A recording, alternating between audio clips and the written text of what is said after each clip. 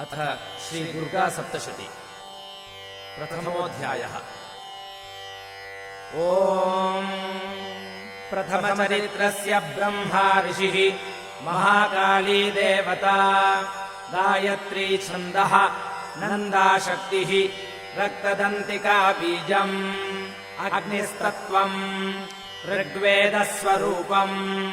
श्रीमहाकाली प्रीत्यर्थे प्रथमचरित्रजपे विनियोगः। ध्यानम्। खड्गम् चक्रगदेषु चापपरिधान् शूलम् भुशुण्डीम् शिरः, शङ्खम् सन्दधतीम् करैस्त्रिनयनाम् सर्वाङ्गभूषावृताम्, नीलाश्मद्युतिमास्य पाददशकाम् सेवे महाकालिकाम्। यामस्तोत्स्वपिते हरौ कमलजो हन्तुम् मधुम् कैटभम्। ॐ नमश्चण्डिकायै। ॐ ऐं मार्कण्डेय उवाच। सावर्णिः सूर्यतनयो यो मनः कथ्यतेष्टमः, निशामय तदुत्पत्तिम् विस्तराद्गदतो मम। महामायानुभावेन यथा मन्वन्तराधिपः, स बभूव महाभागः सावर्णिस्तनयो रवेः। स्वारोचिषेऽन्तरे पूर्वम् चैत्रवंशसमुद्भवः, सुरथो नाम राजाभूत् समस्ते क्षितिमण्डले। तस्य पालयतः सम्यक् प्रजाः पुत्राणि वौरसान्, बभूवुः शत्रवो भूपाः कोलाविध्वंसिनस्तदा। तस्य तैरभवद्युद्धमतिप्रबलदण्डिनः, न्यूनैरपि सतैर्युद्धे कोलाविध्वंसिभिर्जितः। ततः स्वपुरमायातो निजदेशाधिपोऽभवत्, आक्रान्तः स महाभागस्तैस्तदा प्रबलानिभिः। अमात्यैर्बलिभिर्दुष्टैर्दुर्बलस्य दुरात्मभिः, कोशो बलम् चापहृतम् तत्रापि स्वपुरे ततः। ततो मृगया व्याजेन हृतः स्वाम्यः स भूपतिः, एकाकी हयमारुह्य जगामगहनम् वनम्। स तत्राश्रममद्राक्षी द्विजवर्यस्य मेधसः, प्रशान्तश्वापदाकीर्णम् मुनिशिष्योपशोभितम्। तस्थौ कञ्चित् सकालम् च मुनिना तेन सत्कृतः, इतश्चेतश्च विचरंस्तस्मिन्मुनिवराश्रमे। सोऽचिन्तयत्तदा तत्र ममत्वाकृष्टचेतनः, मत्पूर्वैः पालितम् पूर्वम् मया हीनम् पुरम् हि तत्। मद्भृत्यैस्तैरसद्वृत्तैर्धर्मतः पाल्यते न वा, न जाने स प्रधानो मे शूरहस्ती सदा मदः। मम वैरिवशम् यातः कान् भोगानुपलप्स्यते, ये ममानुगता नित्यम् प्रसादधनभोजनैः। अनुवृत्तिम् ध्रुवम् तेऽद्य कुर्वन्त्यन्यमहीभृताम्, असंयज्ञयशीलैस्तैः कुर्वद्भिः सततम् व्ययम्। सञ्चितः सोऽति दुःखेन क्षयम् कोशो गमिष्यति, एतच्चान्यच्च सततम् चिन्तयामास पार्थिवः। तत्र विप्राश्रमाभ्यासे वैश्यमेकम् ददर्शसः, स पृष्टस्तेन कस्त्वन्धो हेतुश्चागमनेऽत्र कः। स शोक इव कस्मात् त्वम् दुर्मना इव लक्ष्यसे, इत्याकर्ण्यवचस्तस्य भूपतेः प्रणयोदितम्। प्रत्युवाच सतम् वैश्यः प्रश्रयावनतो नृपम्। वैश्य उवाच।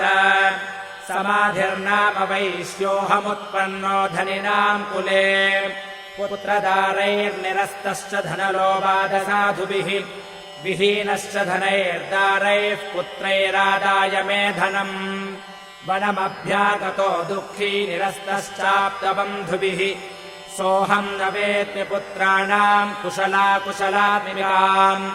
प्रवृत्तिम् स्वजनानाम् च दाराणाम् चात्र संस्थितः, किम् नु तेषाम् गृहे क्षेममक्षेमम् किन्नु साम्प्रतम्।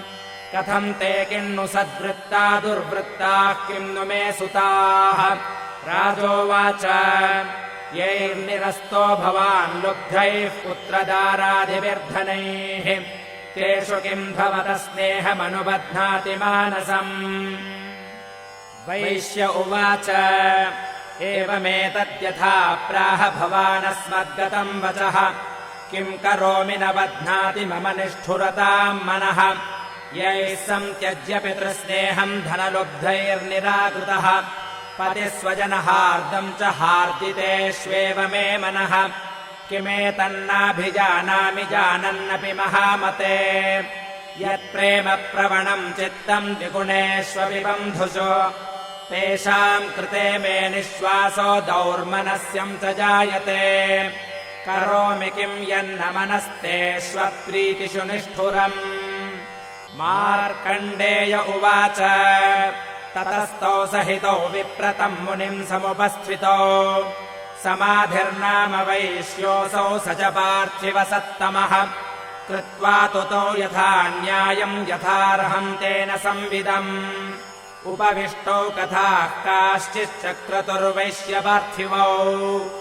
राजोवाच भगवं स्वामहम् प्रष्टुमिच्छाम्येकम् वदस्व तत् दुःखाय यन्मे मनसः स्वचित्तायत्तताम् विना मम त्वम् गतराज्यस्य राज्याङ्गेष्वखिलेष्वपि जानतोऽपि यथाज्ञस्य किमेतन्मुनिसत्तम अयम् च निकृतः पुत्रैर्दारैर्भृत्यैस्तथोज्झितः स्वजनेन च संयजकस्तेषु हार्दि तथाप्यति एवमेष तथाहम् च द्वावप्यत्यन्तदुःखितौ दृष्टदोषेऽपि विषये मम त्वाकृष्टमानसौ तत्किमेतन्महाभागयन्मोहो ज्ञानिनोरपि ममास्य च भवत्येषा विवेकान्धस्य मूढता ऋषिरुवाच ज्ञानमस्ति समस्तस्य जन्तोर्विषयगोचरे विषयश्च महाभागयाति चैवम् पृथक् पृथक्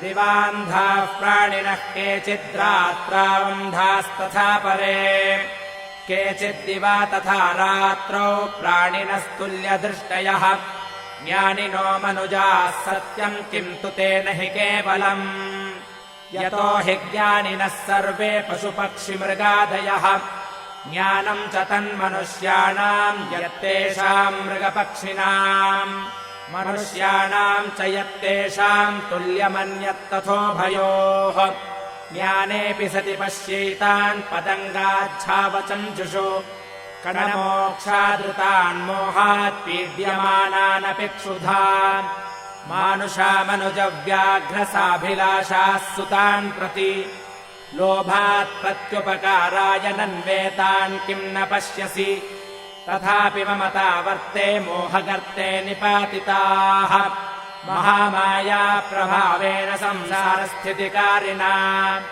तन्नात्र विस्मयः कार्यो योगनिद्रा जगत्पतेः महामाया हरेश्चैषा तया सम्मोह्यते जगत् ज्ञानिनामपि चेतांसि देवी भगवती हि सा बलादाकृष्य मोहाय महामाया प्रयच्छति तया विसृज्यते विश्वम् जगते तच्चराचरम् सैषा प्रसन्ना वरदा नृणाम् भवति मुक्तये सा विद्या परमा मुक्तेर्हेतुभूता सनातनी संसारबन्धहेतुश्च सैव सर्वेश्वरेश्वरी राजोवाच भगवन् का हि सा देवी महामायेति याम् भवान् ब्रवीति कथमुत्पन्ना सा कर्मास्याश्च किम् द्विज यत्प्रभावा च सा देवी यत्स्वरूपा यदुद्भवा तत्सर्वम् श्रोतुमिच्छामि त्वत्तो ब्रह्मविदाम्बर ऋषिरुवाच नित्यैव सा जगन्मूर्तिस्तया सर्वमिदम् ततम् तथापि तत्समुत्पत्तिर्बहुधा श्रूयताम् मम देवानाम् कार्यसिद्ध्यर्थमाविर्भवति सा यदा उत्पन्नेति तदा लोके सा नित्याप्यभिधीयते योगनिद्राम् यदा विष्णुर्जगत्येकार्णवीकृते आस्तीर्यशेषमभजत्कल्पाम् ते भगवान् प्रभुः तदा द्वावसुरौ घोरौ विख्यातौ मधुकैटभौ विष्णुकर्णमलोद्भूतौ हन्तुम् ब्रह्माणमुद्यतौ सनाभिकमले विष्णो स्थितो ब्रह्मा प्रजापतिः दृष्ट्वा तावसुरौ चोग्रौ प्रसुप्तम् च जनार्दनम् तुष्टावयोगनिद्राम् तामेकाग्रहृदयस्थितः विबोधनार्थाय हरेर्हरिनेत्रकृतालयाम् विश्वेश्वरीम् जगद्धात्रीम् स्थितिसंहारकारिणीम् निद्राम् भगवतीम् विष्णोरतुलाम् तेजसः प्रभुः ब्रह्मोवाच त्वम् स्वाहा त्वम् स्वधा त्वम् हि वषट्कारस्वरात्मिका सुधा त्वमक्षरे नित्ये त्रिधा मात्रात्मिका स्थिता अर्धमात्रा स्थिता नित्यायानुच्चार्या विशेषतः त्वमेव सन्ध्या सावित्री त्वम् देवि जननी परा त्वयैतद्धार्यते विश्वम् त्वयैतत्सृज्यते जगत् त्वयैतत्पाल्यते देवि त्वमत्स्यन्ते च सर्वदा विसृष्टो सृष्टिरूपा त्वम् स्थितिरूपा च पालने तथा संहृतिरूपाम् ते जगतोऽस्य जगन्मये महाविद्या महामाया महामेधा महास्मृतिः महामोहा च भवती महादेवी महासुरी प्रकृतिस्त्वम् च सर्वस्य गुणत्रयविभाविनी कालरात्रिर्महारात्रिर्मोहरात्रिश्च दारुणा त्वम् श्रीस्त्वमीश्वरी त्वम् ह्रीस्त्वम् बुद्धिर्बोधलक्षणा लज्जा पुष्टिस्तथा तुष्टिस्त्वम् शान्तिः क्षान्तिरेव च खड्गिनी शूलिनी घोरा गदिनी चक्रिणी तथा शङ्खिनी चापिनी बाणभुषुण्डी परिघायुधा सौम्या सौम्यतरा शेष सौम्येभ्यस्त्वति सुन्दरी परापराणाम् परमा त्वमेव परमेश्वरी यच्च किञ्चित् क्वचिद्वस्तु सदसद्वाखिलात्मिके तस्य सर्वस्य या शक्तिः सा त्वम् किम् स्तूयसे तदा यया त्वया जगत्सृष्टा जगत्पात्यत्तियो जगत् सोऽपि निद्रावशम् नीतः कस्त्वाम् स्तोतुमिहेश्वरः विष्णुः शरीरग्रहणमहमीशान एव च कारितास्ते यतो तस्त्वाम् कस्तोतुम् शक्तिमान् भवेत् सा त्वमित्थम् प्रभावैः स्वैरुदारैर्देवि संस्तुता मोहयेतौ दुराधर्षा वसुरौ मधुकैटभौ प्रबोधम् च जगत्स्वामी नीयतामच्युतो लघु बोधश्च क्रियतामस्य हन्तुमेतौ महासुरौ ऋषिरुवाच एवम् स्तुता तदा देवी तामसी तत्र वेधसा विष्णोः प्रबोधनार्थाय निहन्तुम् मधुकैटभौ नेत्रास्य नासिका बाहुहृदयेभ्यस्तथोरसः निर्गम्य दर्शने तस्थौ ब्रह्मणो व्यक्तजन्मनः उत्तस्थौ च जगन्नाथस्तया मुक्तो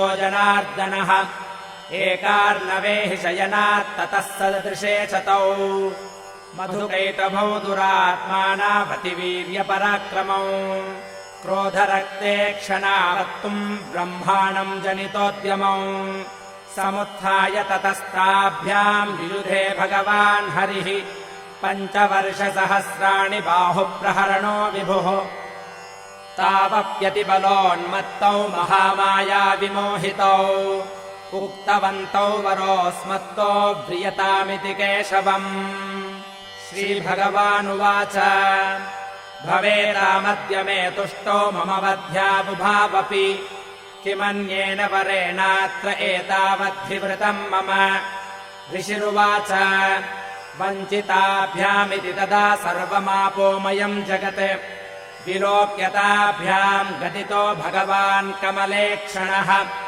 आवाम् जहि न यत्रोर्वी सलिलेन परिप्लुता ऋषिरुवाच तथेत्युक्त्वा भगवता शङ्खचक्रगदाभृता कृत्वा चक्रेण वैच्छिन्ने जघने शिरसि तयोः एवमेषा समुत्पन्ना ब्रह्मणा संस्तुता स्वयम् प्रभावमस्या देव्यास्तु भूयः शृणु वदामि ते ऐं ॐ इति श्रीमार्कण्डेयपुराणे सावर्णिके मन्वन्तरे देवी माहात्म्ये मधुकैटभवधो नाम प्रथमोऽध्यायः।